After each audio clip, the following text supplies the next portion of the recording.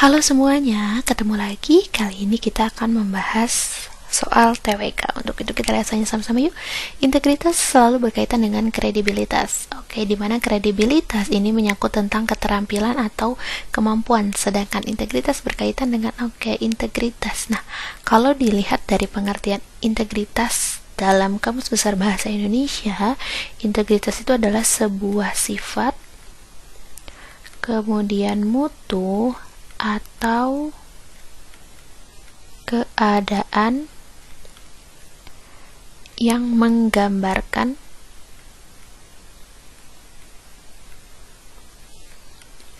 kesatuan yang utuh sehingga mencerminkan kewibawaan dan kejujuran, atau gampangnya adalah mencerminkan kewibawaan dan kejujuran. Nah, kemudian ada lagi nih definisi lain tentang integritas, yaitu adalah kesatuan atau keselarasan antara hati, kemudian pikiran, lalu perbuatan, dan juga tindakan. Nah, sehingga kalau kita lihat integritas itu kan berarti lahir dari keselarasan antara hati, pikiran, perbuatan, dan juga tindakan. Berarti integritas itu berkaitan dengan hati ya. Jadi jawaban yang paling tepat itu adalah D. Halo semuanya, bertemu lagi. Oke, kita kali ini akan membahas tentang TWK. Untuk itu kita lihat saja sama-sama yuk. Pemberantasan tindak pidana korupsi yang dilakukan oleh KPK akan menjadi efektif jika dilakukan melalui pemberantasan tindak pidana korupsi ini akan efektif apabila adanya implementasi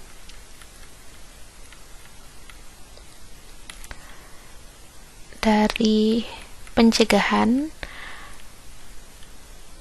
yaitu dengan melaksanakan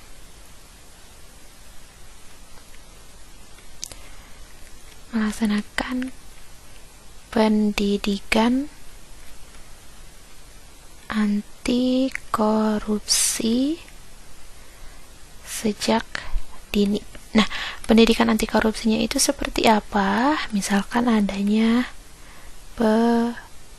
penyuluhan, atau misalkan adanya sinergi dengan kurikulum pendidikan tentang bahaya dari korupsi gitu. Oke, jadi jawaban yang paling tepat itu adalah yang D ya, pendidikan anti korupsi sejak dini. Halo semuanya, ketemu lagi. Kali ini kita akan membahas soal TWK. Untuk itu kita lihat dulu soalnya sama-sama yuk. Kejujuran, toleransi, dan kepedulian merupakan nilai yang terkandung dalam masyarakat yang ditinjau dari sisi kejujuran, toleransi, dan kepedulian. Ini berarti kita tinjau dari sisi kalau agama kurang tepat ya. Kemudian adat istiadat juga kurang tepat, lalu ada sosial budaya. Nah, ini merupakan salah satu ciri praktik kehidupan bermasyarakat ditinjau dalam segi sosial dan budaya. Kenapa bisa sosial dan budaya? Karena kejujuran, toleransi, dan kepedulian ini bersifat adanya interaksi dengan manusia lain ya. Jadi adanya interaksi dengan manusia lain itu kan sosial ya. Kemudian kemanusiaan tidak, personal tidak. Jadi jawaban yang paling tepat itu adalah yang C. Halo semuanya, kali ini kita akan membahas soal TWK tentang bela negara. Untuk itu kita lihat soalnya sama-sama yuk. Tujuan nasional bangsa Indonesia adalah jadi tujuan nasional dari bangsa Indonesia ini termuat dalam pembukaan Undang-Undang Dasar 1945, yaitu pada alinea bukan seperti itu tulisannya ya, alinea keempat. Di mana menyatakan bahwa tujuan nasional dari bangsa Indonesia yang pertama adalah melindungi segenap bangsa, kemudian selanjutnya yaitu adalah memajukan kesejahteraan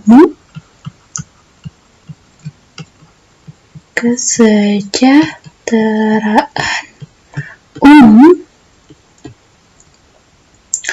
kemudian mencerdaskan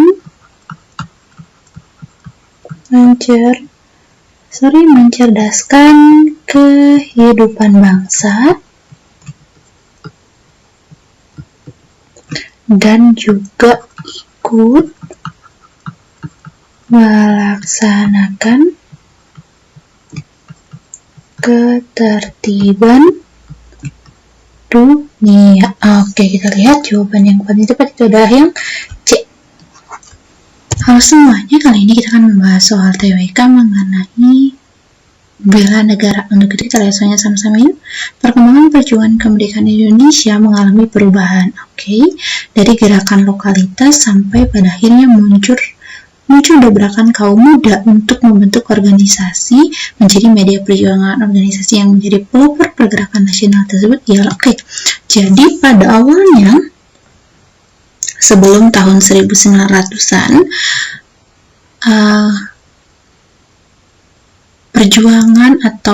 perjuangan kemerdekaan Indonesia itu bersifat lokal, artinya hanya ada atau terbentuk di daerah-daerah, jadi belum ada yang mengakomodir gitu.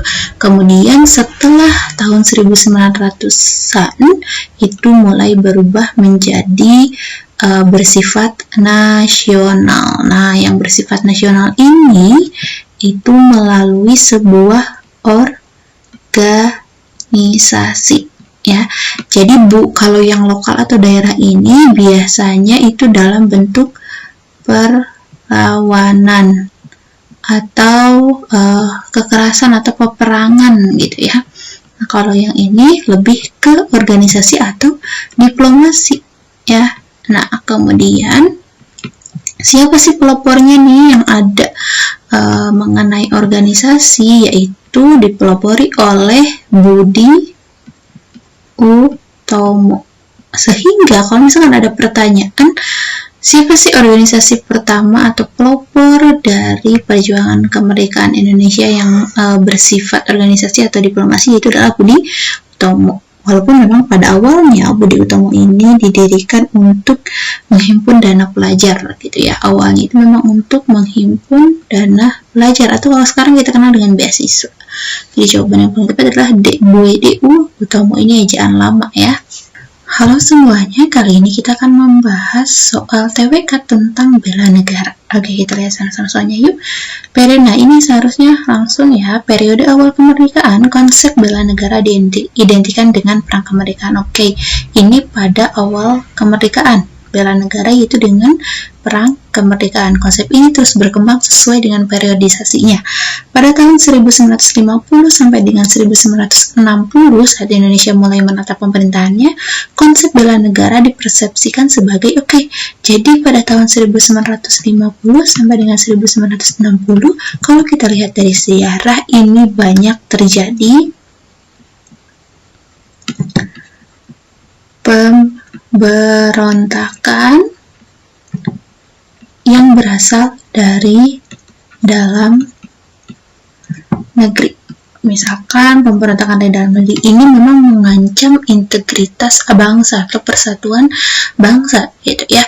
Salah satunya misalkan kita lihat ada GAM, kemudian ada juga Republik Maluku Selatan gitu ya, dan lainnya gitu. Nah, jadi konsep bela negara pada tahun 1950 sampai dengan 1960 yaitu adalah untuk menjaga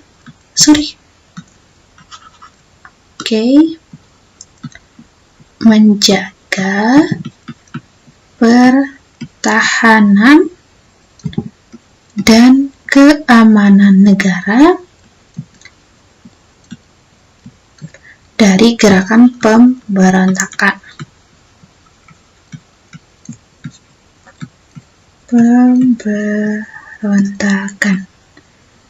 Nah, memang pada tahun ini gerakan Aceh Merdeka RMS gitu, mereka menginginkan untuk melepaskan diri dari Indonesia. Oke, jadi jawaban yang paling tepat itu adalah yang C ya.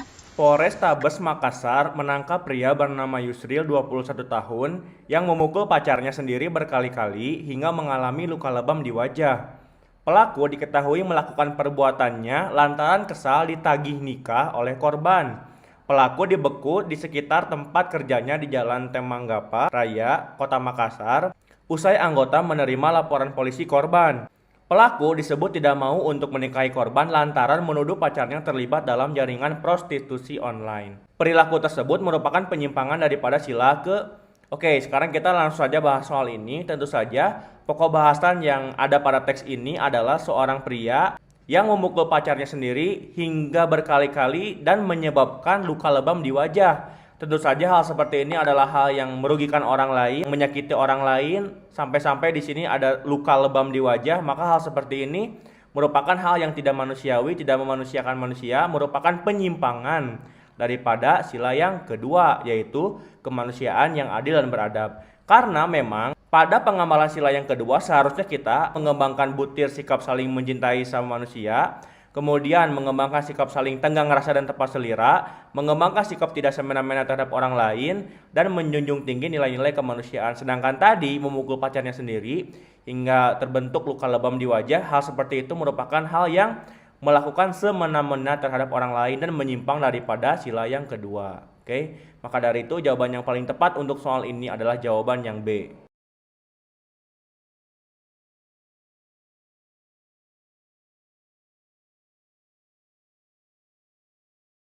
Pemerintah Kota Makassar perketat aturan pemberlakuan pembatasan kegiatan masyarakat atau PPKM level 4, termasuk memantau aktivitas pelaku usaha. Pemantauan dan penerbitan sejauh ini terus dilakukan Satuan Tugas atau Satgas Pengurai Kerumunan atau RAIKA, Satpol PP Kota Makassar. Baru-baru ini sejumlah toko besar pun mendapat teguran, seperti Toko Alaska, Toko Bintang, Toko Alat Tulis Agung, Department Store Harapan Baru, kemudian Toko Adidas, Toko Duta Irama, Toko Sarina. Toko tersebut rupanya mengabaikan protokol kesehatan atau prokes. Perilaku tersebut merupakan penyimpangan daripada sila. Oke, sekarang kita langsung saja bahas soal ini, di mana pada soal ini yang ditekankan adalah pemerintah Kota Makassar yang melakukan PPKM level 4. Tentu saja sekarang di zaman pandemi seperti ini, pemerintah melakukan kebijakan-kebijakan seperti ini tentu saja untuk menekan daripada penyebaran virus COVID-19.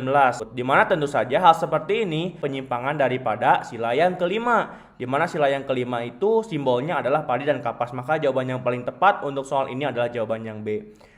Mengapa hal seperti ini merupakan penyimpangan daripada sila yang kelima? Karena tentu saja dengan toko-toko ini tidak mengikuti daripada protokol kesehatan, maka tentu saja akan merugikan daripada warga masyarakat Indonesia yang membeli kepada toko-toko ini. Bisa saja ketika membeli di toko seperti ini yang mengabaikan daripada protokol kesehatan bisa sebagai sarana untuk penyebaran virus COVID-19 seperti itu. Maka dari itu, kalau misalkan seperti itu kan tentu akan merugikan banyak orang, akan menyebarkan daripada virus COVID-19 juga. Hal seperti ini merupakan penyimpangan kepada banyak orang, maka merupakan penyimpangan daripada sila yang kelima yang simbolnya padi dan kapas. Di mana seharusnya pada poin-poin pengamalan sila yang kelima, seharusnya kita yang pertama adalah menjaga keseimbangan antar hak dan kewajiban, di mana pada saat pandemi seperti ini, hak kita adalah mendapatkan orang lain untuk menjaga prokesnya. Dan kewajiban diri kita juga sama, yaitu kita juga memakai daripada prokes karena itu adalah merupakan hak orang lain juga. Ini yang seharusnya kita lakukan untuk mengamalkan daripada sila yang kelima. Kemudian yang kedua adalah kita juga harus selalu menghormati hak orang lain. Tadi sudah ditekankan bahwa hak orang lain pada saat ini itu adalah kita harus memakai daripada prokes juga. Kemudian tidak menggunakan hak milik untuk bertentangan dengan atau merugikan kepentingan umum. Dengan tadi toko-toko tersebut dibuka dan tentu saja mengabaikan protokol kesehatan, maka tentu saja bisa jadi sebagai sarana yang merugikan orang banyak karena tentu saja bisa menyebarkan daripada COVID-19 ketika toko-toko tersebut mengabaikan daripada protokol kesehatan yang seharusnya dilakukan, karena memang hal seperti itu merupakan aturan daripada pemerintah Kota Makassar dan pemerintah Indonesia juga. Maka dari itu jawaban yang paling tepat untuk soal ini adalah jawaban yang B, karena tidak memakai prokes toko-toko ini dibuka merupakan penyimpangan dan merugikan banyak orang. Oke?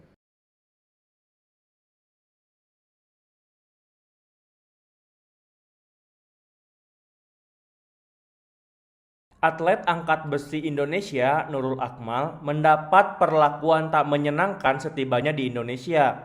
Nurul yang baru saja membela Merah Putih di Olimpiade 2020 menjadi korban body shaming oleh orang yang tidak bertanggung jawab. Melihat hal ini, Kementerian Pemuda dan Olahraga atau Kemenpora pun buka suara.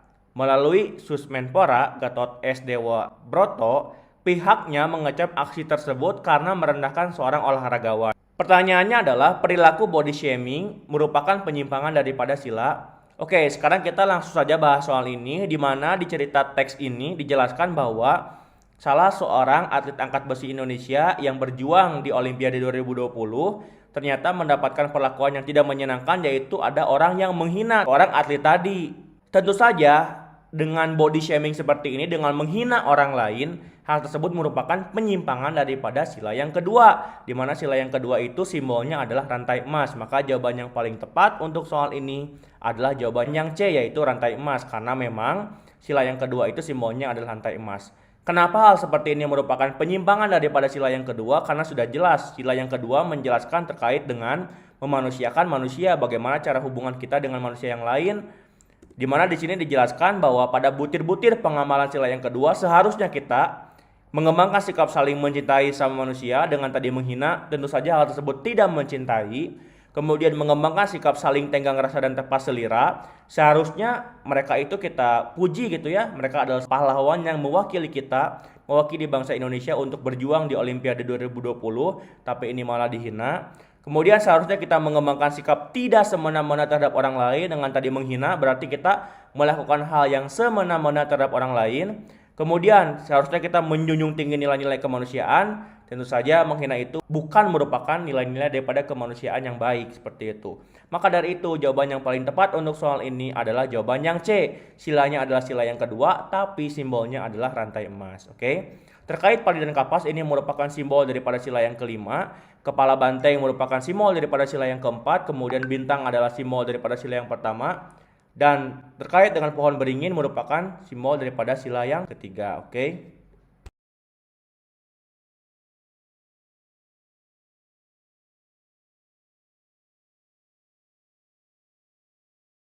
Indonesia merupakan negara yang memiliki kekayaan bahasa daerah yang sangat beragam, berinteraksi di dalam pergaulan nasional untuk menunjukkan integritas terhadap bangsa dan negara. Maka berdasarkan kerangka Bhinneka Tunggal Ika, bahasa yang digunakan adalah, oke, sekarang kita langsung saja bahas soal ini, di mana pada soal ini ditekankan terkait dengan bahasa daerah dan juga bahasa nasional dalam pergaulan nasional. Maka dari itu tentu saja kita sebagai warga negara Indonesia harus bersikap bijaksana terkait dengan penggunaan bahasa daerah ataupun penggunaan bahasa nasional. Tentu saja ketika kita berada pada suatu kegiatan di mana yang mengikuti kegiatan tersebut adalah berasal dari berbagai warga masyarakat Indonesia di seluruh kota, maka dari itu tentu saja kita kurang tepat rasanya apabila kita menggunakan bahasa daerah sendiri. Karena apabila hal tersebut dilakukan, maka tentu saja tidak akan dipahami oleh orang lain.